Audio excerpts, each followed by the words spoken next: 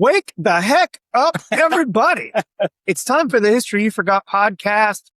It's the podcast where these three teachers with over 90 years of teaching experience remind you of the stuff you forgot or you slept through. Do you know the Constitution? Because if you don't, we're going to help you with that. It's coming up next.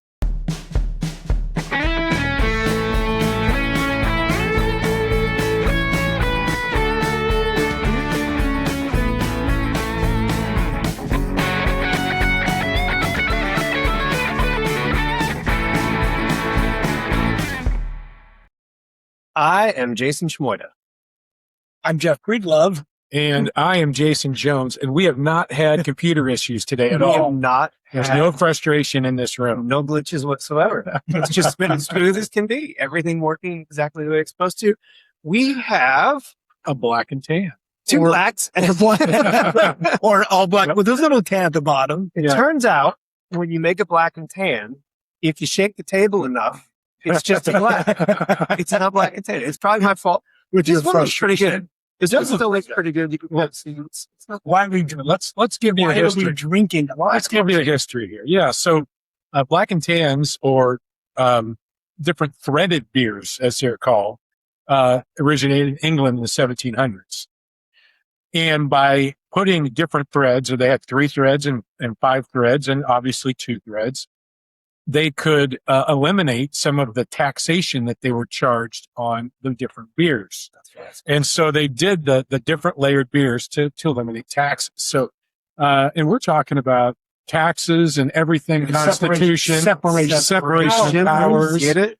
Yeah, but just everything Constitution. That's right. We can't figure out how laptops or the internet work, but we know the hell what. That's right. That's right. So, You know what? so the show. Here we go. Whatever they are, they're separated and they're good. Yeah. By the way, dude, what's it? Guinness and Hart, right? Guinness, Oh, I'm sorry, Guinness and yes. any pale ale, really, Yeah, right? Guinness and Harp. Traditionally. Yes, and the pale ale goes in first, and then you pour the Guinness over a spoon. Apparently, watching Mr. Schmoy create these today. And then you shake them up when you walk in. And then you walk around with it a whole bunch. Hit the table a bunch of times while you're screwing with. I think there's like a whole mythology about like how to drink Guinness properly, Oh, yeah, temperature, and how long it's supposed to sit. Like you pour it with the right amount of head on it. I mean, I like Guinness, but I know there are people that are a little weird. Like, no, you I mean go- it's like so many seconds that it has to This- sit. I mean, it's this- crazy. Mixture, the black and tan, I like. I usually feel like you chew a Guinness though, and I don't. okay. And I feel like a little it's thick. heavier Yeah, than the little American. right. Oh, for sure. for Well, sure. it's funny. I kind of like a Guinness because it doesn't taste like a beer. It tastes like you're drinking something other than Yeah, like a sandwich. Right. Yeah. Roast beef. Well, No, I don't mind Guinness. I don't drink a lot of it, no. but I enjoy drinking it. Well, ironically, the idea that the 2 layers bleed into each other and sometimes it's hard to tell the difference between the 2 fits right perfectly to kind of So what we're we should have had a 3-layer drink. Actually, We should, yeah, we should. It would have been even harder to make. But the muddied water. Our is a good B-52. one. Remember our B-52 Right. shots? Those were 3 layers. So Yeah. refer back to that. Our mixologist knows what he's doing. Maybe Yeah. that's why. Yeah. Okay, so what we picked separation of powers, because we're going to not necessarily get topical in the sense of anything like political yet. There are a lot of issues going on, and you hear all the time this idea of too powerful an executive, or maybe legislative Congress not doing their job, or pay attention to the news. Literally, unitarian executive, oversight, all these kind of things. Packed courts. Activist judges. Judges, right? And so we thought, that's a lot of stuff to process.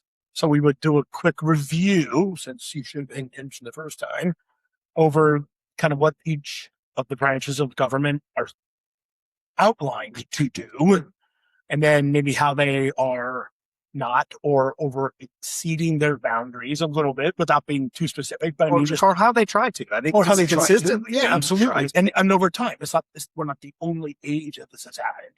Right. I mean, it's not an uncommon thing. So we thought we'd do a little refresher, a little civics. Yeah. I think we'll So work. I'm gonna cue you up here. Okay. If you don't mind me doing that. But Go for it. in the history of the constitutional convention, right? The delegates overwhelmingly decided that they were going to spend the most amount of time right at the beginning of the convention on the legislature. Article 1 is that legislature. And a lot of people assume today the way our, the way sort of power is distributed in our government, that it would start with the president, but they didn't. That was not their primary concern. Their primary concern were the representatives of the people. So knowing that that was our founding fathers' most important branch to get right, at least, I think that's a good way to say, like, Congress should have some importance. And they've written them out. I mean, they've delineated these powers specifically to each branch. Yeah, right. For sure. So, Yeah, and so to put it in a nutshell, small scale, right? We'll get into some deeper as we go, but the legislative branch is supposed to make the laws. So they're going to both the House and the Senate. Remember, today the House is 435 representatives, the Senate is 100. So the Senate is based on equality, right? 2 per state. The House is based on based on population, and so states that those numbers ebb and flow in states and can change. But the idea is, they negotiate within their own house. They develop laws. They have to present the same written law to the president to sign, right? Can't be different. Right. They have to agree. Right. So, So they committees and everything else, but the goal is for them to make the laws. And the president, of course, has to sign it before it becomes law. The executive or not sign it, veto it, or just let it sit on his desk. Right.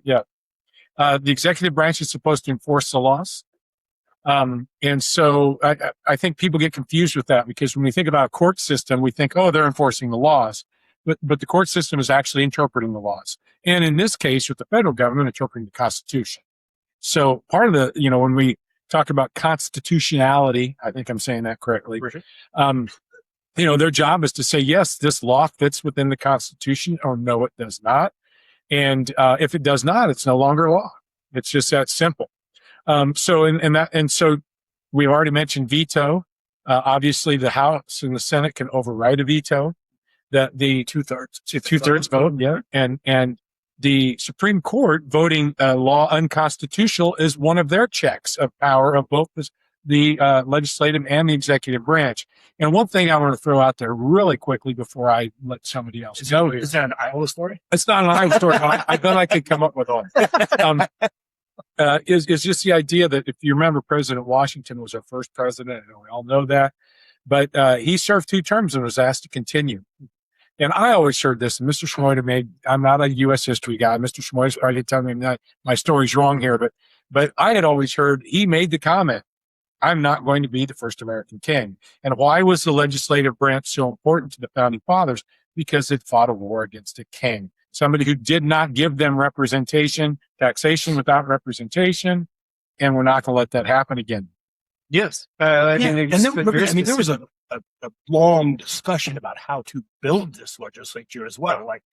So the ultimate with the Senate and the House was a compromise, right? So that big states, small states would have equality in terms of legislative powers. Right. You have the Senate, but then big states with more people do have a larger say. But that was a compromise, right? That was a great compromise. Right. So it wasn't like it just came natural. That took a lot. Yeah. Well, if you think about it, if you're Rhode Island at the time, right, or Vermont and Virginia, right, and then at that time, Virginia was one of the biggest states, population of Pennsylvania, New York. Right. Well, you get nothing passed if there isn't something that creates equality within this legislature. Well, if you think about it, even today, that really does still aid small states. For example, if you took, I looked at this one time not too long ago. I think it's 14 or 16 of the smallest states in the union, and total them, they equal the population of California. Right. Yeah. But that means let's say it's 14, they have 28 senators in the Senate compared to California's 2. So that does give those small states, assuming like they're on the same page. And that affects the electoral college too, by the way. So, which is a whole separate.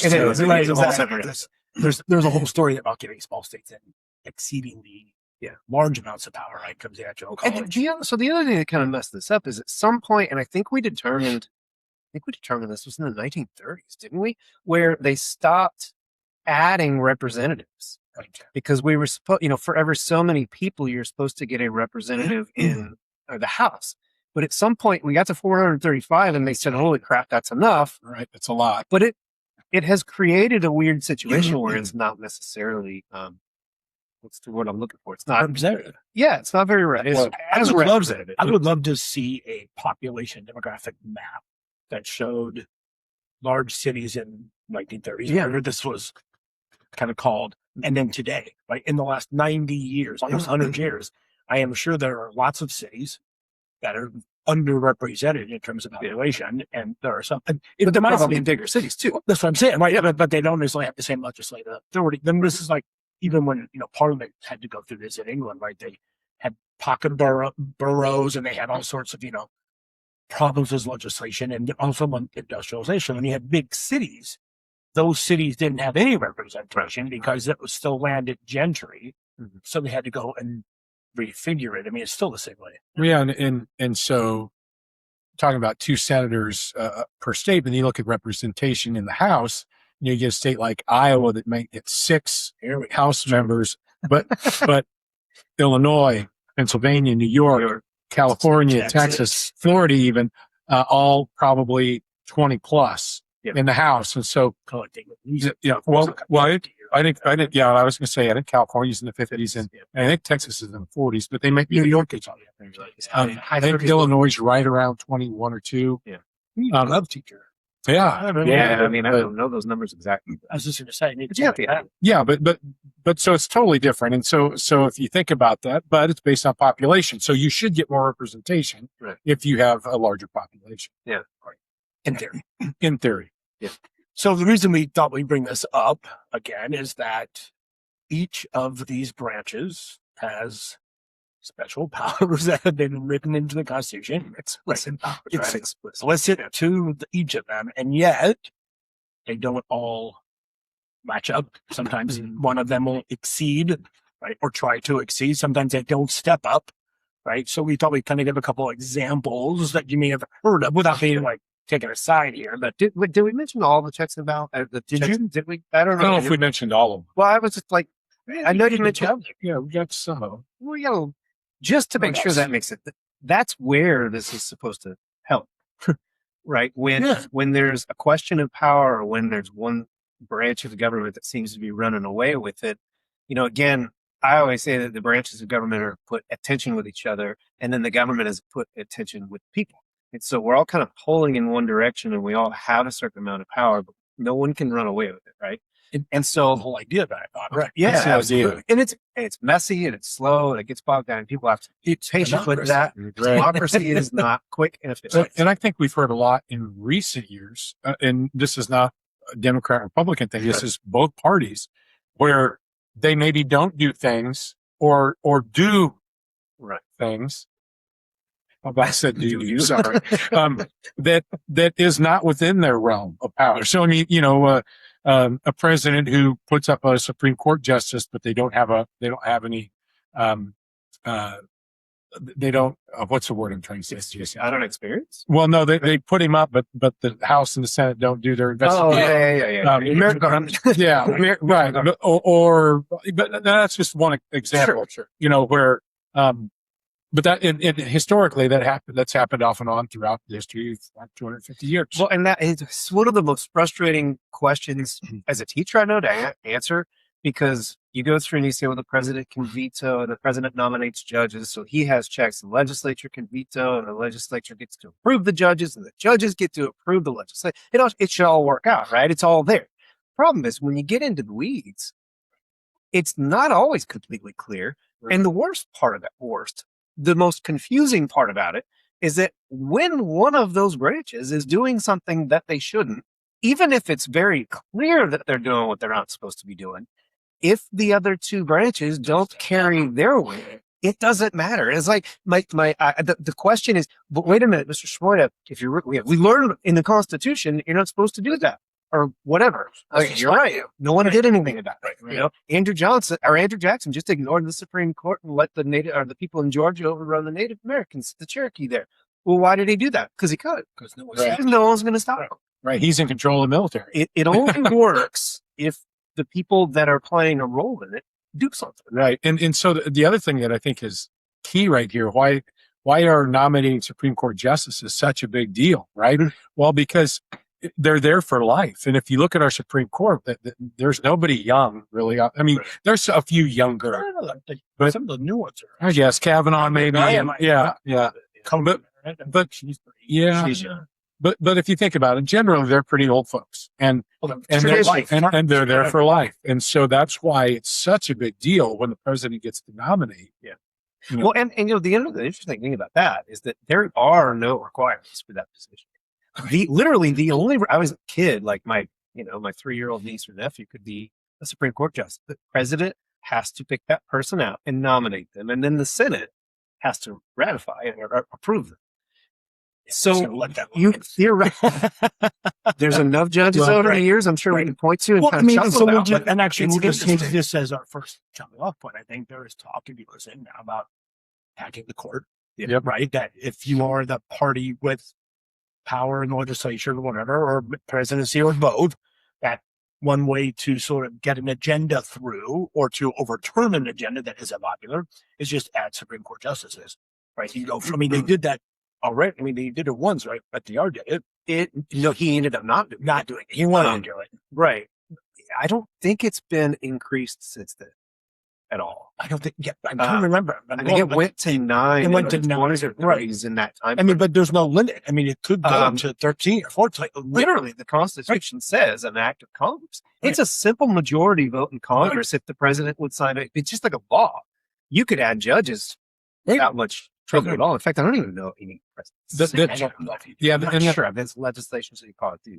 But Nancy Pence, I know you're listening. Catch the sad thing about it is it's become so partisan, whether it's Supreme Court justices or even writing a law anymore, that like when you nominate a Supreme Court justice, if you've watched any of those hearings, it's literally one side grilling the person, the other side patting them on the back.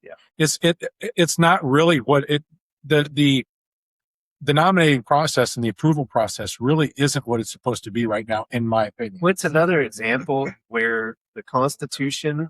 It's another example. It's both parties, man. Yeah, no, it is. It's another example where the Constitution was written before parties developed. Yeah, and you can tell. But we've already had that conversation. Right. Yeah, parties throw a wrench in it.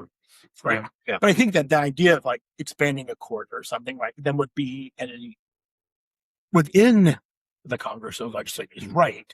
But then there's all sorts of like, then are you doing it for the wrong reasons? Right. So then, and there would the check, there's a check on it. That's a really good question to look at.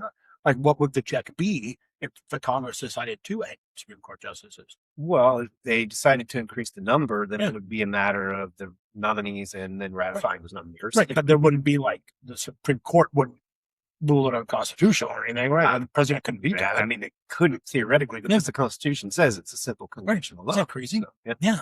So that was the first one that becomes such a, but then the one we talked about as an example would be tariffs. Yeah. Right. And currently, right, there are lots of tariffs and they are mostly, well, not, I think all of them are through executive order. Yeah.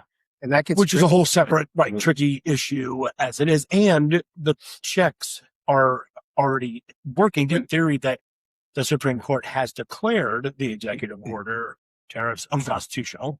Right, that the president doesn't have that sort of sole right, that it's actually Congress, right, that controls commerce. Well, to be clear, it's very, very specific. It's literally like number 1 or 2 in the list of powers of Congress in Article 1 that says power to tax. Right. So if Supreme Court has done his job and said, no, you can't do that. But if the Congress isn't now going to step up and go, that's ours, if they're not, how do you stop it? Yeah, Mr. Shimoda, we'll have to edit this if I'm putting you on the spot here. No, it's okay. But executive orders, what in the world? I mean, to me, it goes against everything that we kind of had the founding fathers set up that, because it's supposed to just happen, right? And then go to the courts to decide if it's wrong. I wish I could remember the exact wording in the Constitution of it, but I do know the idea. It is in the Constitution. Anyway, there are words in the Constitution that we have interpreted to mean. But the idea is that it's supposed to be a presidential action that is not something that's under Congress. Well, it's not legislative. That's how it's not legislative. So the tariff is, and because it's a tax. Right. And it's that, and the president can't issue an executive order that spends any money that Congress hasn't already pre-authorized. Because Congress has the power to allocate funds. To allocate funds. So there are limits on it. I mean, so they're supposed to be non-legislative type things. Right. Right. But The last 3 or 4 presidents, that's not been the case. lots. I mean, executive orders, gosh, there's so many of them to go through and figure out which ones Congress could have very capably been able to handle versus the ones. Well, and the courts do overrule the executive orders often, like some Right. tariffs, but immigration Yep. and other things like that. I mean, the courts have ruled against some of these. Even famously, the Japanese internment camps during World War II were an executive order. Yeah, it's a ton. That's a can of worms, to be honest. Right. Because I think they're like always you said, it's not. It should be fairly clear. It's not. Right. Right, and I think then that if, like you said, if no one's going to stop you, Right. What are you gonna do? Well, yeah. It's like being a parent, right? If your kid's doing something wrong and you've told them it's wrong, but you don't have any consequence for, teeth behind. then Yeah. I mean, that is probably a perfect microcosm of our government, though. the parent child. Yeah. Yeah. Chat. Well, wait, you can't do that. Well, I did. And now what? Is there a consequence?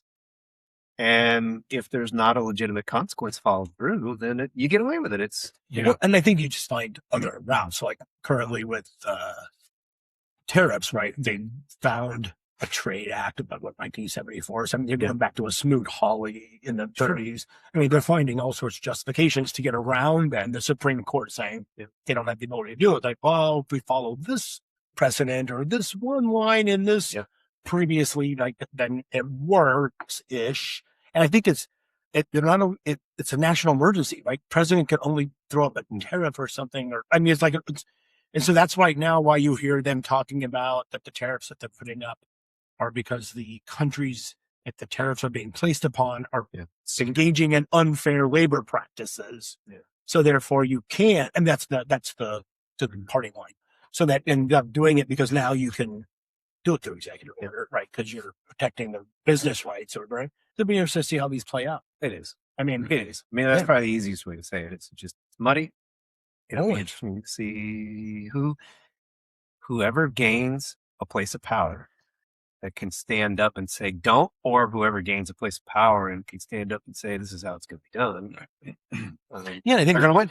the big one, I mean, when War Gunboat is the War Powers Act, right? I mean, which you're every day in the news right now, right? Considering the situation there in Iran. When you don't realize how muddy some of these things can be, you think, okay, so in Iran, the president had committed troops and military action took place, and he would have, 60 days? 60 days. 60, right? 60 days in order to get congressional approval to continue that action. And in this case, and again, I'm trying as hard as I can not to be non-biased about it, they did not get congressional approval, but they declared the war over.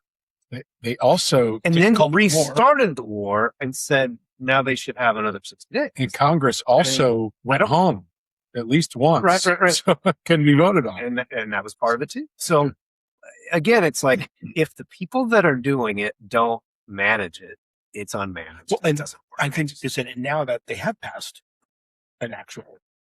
Have they? Okay. Well, I mean, The House did. the House did, Yeah. Okay. and the Senate's still. I don't think the at this Senate point, is, yeah. But the problem is now is that if the war is technically over, and it's not even a war, if it's now, I mean, there's all sorts of finessing and finagling. There's just so much gray area. Yeah. And Well, I think even, I mean, you see all sorts of different classifications, right? How you define it matters, and but the 60-day rule is technically the key. But and in Vietnam and places that they that's push this a little that's bit. why this guy. I mean, the War Powers Act is a direct result of everything after World War II, Korea, Vietnam. because Korea and Vietnam, especially, and the Congress in both of those cases pretty much just said, especially we talked not too long ago, I think, about the Gulf of Tonkin incident, Gulf of Tonkin resolution. Congress just gave President Johnson a blank check, in essence, and said, whatever it is you need to do in this conflict, do it. It was not a declaration of war, and they just turned it over. And so Johnson had years, and Nixon had years, and Congress did. In the middle of that, Congress passed a law and says, we want, after 60 days, we want to be able to approve. But that was already past the fact that they had already given it. Yeah. But then, See, I think are you sensing then a it's- trend? but it's still very cloudy. Right. Like this is a perfect example. And This is why I'm not even it's bad. like- You know, this is not our opinion on the war in Iran. It's just, what do you do here? When the president has committed troops and a military action, Congress hasn't approved it. We're supposed to, people are saying, wait a minute, shouldn't we get on the same page on this? But if they're not, They can't seem to get on the same page on it. And I think anytime we put troops somewhere, all of us want success, right? So we want success, but we also want to understand, you know, what's going on? What is actually happening? What is you want oversight, yeah, oversight. and which is Congress's job. Congress's job.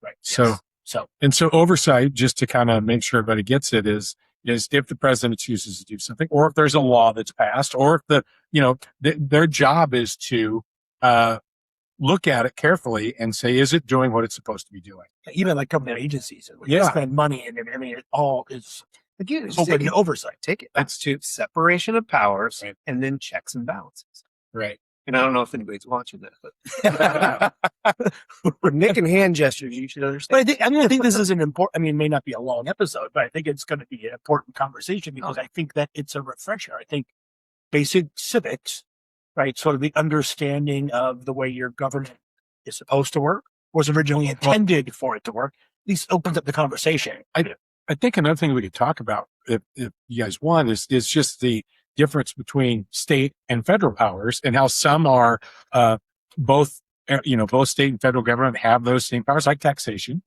right? But then the state is supposed to run the schools, right? And the federal government provides a military, but a state can have a militia, right? And I mean, so that our National Guard now, it's not a militia anymore. But what is it? So how enumerated, Delay, and explicit. concur. Imply. I was going to say concurrent. Concurrent is when the state and the federal government have You can tell who has not. Very long three time. of us. Right. But yeah, concurrent or shared powers. Yes. Implied powers are That's really interesting too. Congress doesn't because- have. Well, they do. but They do have implied powers. If you look at the elastic clause in Section 8 of Article 1, the last of those powers is any power necessary and proper for carrying out any of the above powers. So like taxation, can Congress create a IRS and then pass laws that punish people that don't pay taxes?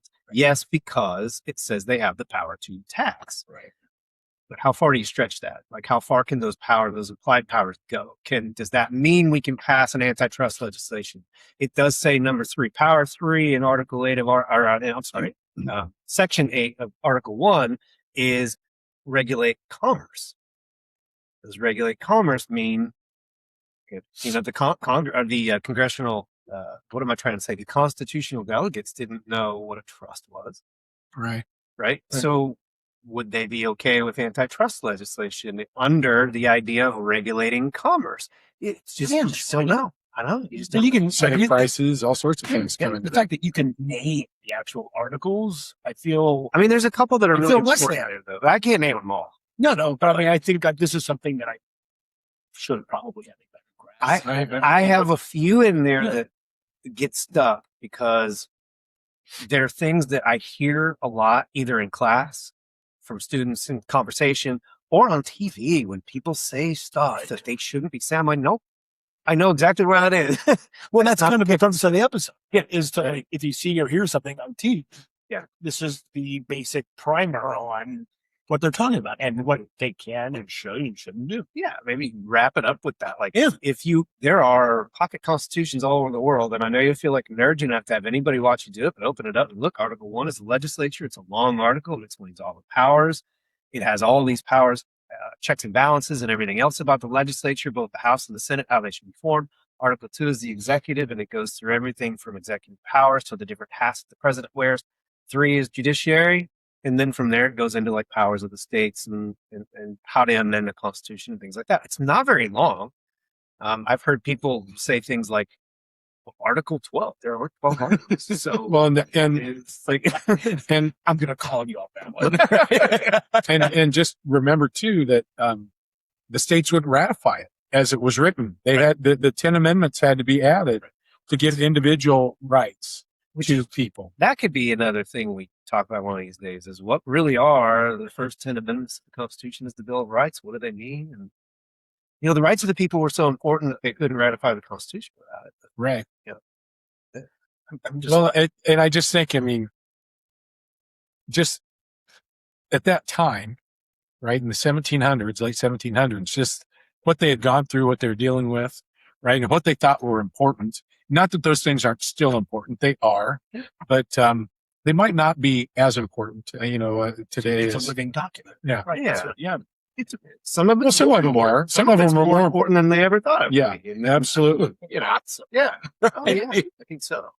But I don't know. I think hopefully we didn't muddy the waters anymore. I don't know. I mean, like, hey, it was a quicker episode, but it was something that I think we need to cover. Absolutely. I hope that we made it clear as to what the idea behind it is. Yeah. Or I was. think we missed it. I mean, Well, yeah, we've not.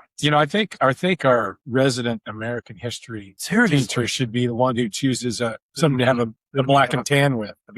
I don't know if he'd have a black and tan with me, but James Madison was the father of the Constitution, right? He's the one who, now, interestingly, at the Constitutional Convention, James Madison showed up. Nobody knew who he was because he was a short, bald guy. I've always said, I think I've said that before. It's like my favorite guy ever. Short, bald guy shows up. He was very unassuming. Nobody really paid attention to him until Washington rode into town. But Madison he knew enough. He wasn't the only one, right? Wasn't Other- the old short guy. Other countries already had the concept of, Had all the short guys. don't forget, because Britain had the House of Commons and the House of Lords. They had a bicameral legislature. So it Right. wasn't completely out of the blue, but he brought lots of ideas. He was a Virginian, so he wanted bigger states to have a little bit more power. So he had to get into that stuff. But what would be cool is to sit down and say, hey, I want to update you. I want to show James Madison 2026. Yeah.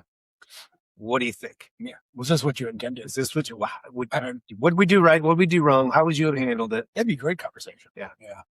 So And were you scared to death for your life? Right? Because all those I think guys who signed. what do you think about the Oh, Declaration? Well, I know, but he was one of them, But right? He was a founding father, He was a founding father. That's right? I mean, I know at that point you're past that, yeah. but I still would think that would be fascinating to ask a lot of them. Yeah. What were you when this all was going down? In the next Good thing evening, is, basement. we're going through all this 250 year celebration stuff, and I saw a graphic that showed the age of those guys during that. Don't even. I mean, they're in their 20s. Yeah, Yeah. they're in his 30s. Yeah, like the old guys were in their 40s. Right. Right. Like Ben Franklin was like 50 and Yeah. ancient. Yeah. Yeah, he was close to 60. Right. I mean, it's He'd like, been struck by lightning while holding that kite. so he was a good test. So yeah, he was. That's a good one. That's a good I one. mean, Madison's a good one. It would, Yes. it would be. Yes. All right. I hope it would let up a little bit. It unmuddied the waters. So Class Class dismissed. dismissed.